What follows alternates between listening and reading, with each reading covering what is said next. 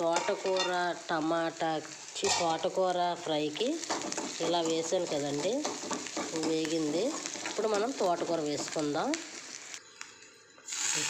ఇందాక కడిగిన తోటకూర అండి. జస్ట్ మనం ఇలాగ వేసుకుంటే ఇంకొద్దిగా మొత్తం పట్టేస్తుందండి. అది చిన్న కళాయి అనుకుంటున్నారేమో, కళాయి చిన్నదే, కాకపోతే ఇది వేగేటప్పుడు చిన్న తక్కువ అయిపోతుంది కదండి. అంత కూర ఉన్నా జస్ట్ ఎంత కూడా అవ్వదు, అది అలా మగ్గిపోతుంది. అందువల్ల నేను చిన్న కళాయి పెట్టాను.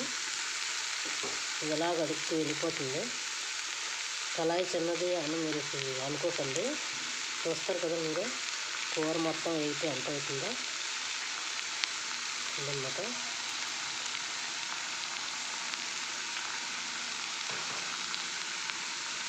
నేను జస్ట్ ఇలా కలిపిస్తే కింద నుండి ఒకసారి ఇలా కలిపితే సరిపోతుందండి. పెద్ద కళాయి పెట్టినా వేస్ట్ అండి. దీనికి ఇంత గద్ద అవుతుంది కూర, అందువల్ల కళాయి చిన్నది పెట్టాను. కింద నుంచి మీదకి ఇలా ఒకసారి అనేసాక మూత పెట్టేసుకుంటే చిన్న సాల్ట్ వేసి మగ్గిపోతుంది అన్నమాట. అప్పుడు మీకు చూపిస్తాను మళ్ళీ.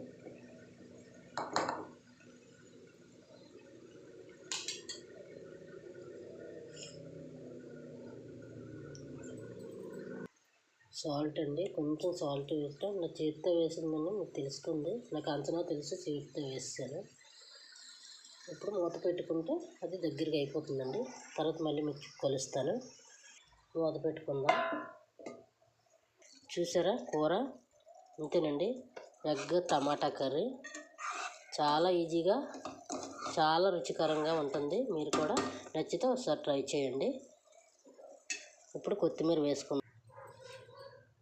జస్ట్ ఇందులో ఎగ్ కర్రీలో కొత్తిమీర వేద్దాం. కొత్తిమీర అండి ఎక్కువ వాడాలండి. కొత్తిమీర, కరివేపాకు, పుదీనా, ఆకుకూరలు అన్నది గ్రీనరీ ఇప్పుడు ఎక్కువ ఉంటే మన ఆరోగ్యానికి అంతటికి చాలా మంచిదన్నమాట. అందువల్ల ప్రతిదానికి కొత్తిమీర వాడుకోవాలి. అలాగే కొత్తిమీరతో ఐటమ్స్ కూడా ఏముంటాయంటే పచ్చళ్ళు లేదా చట్నీలు లేదా మనం ఏదైనా చేసుకుని ఐటెంలో వేసుకుంటే కొత్తిమీర పుదీనా ఎక్కువ ఇందులో వాడుకుంటాం. బిర్యానీ చేస్తారు, అలా వాడుతారు అన్నమాట. అంతేనండి, మన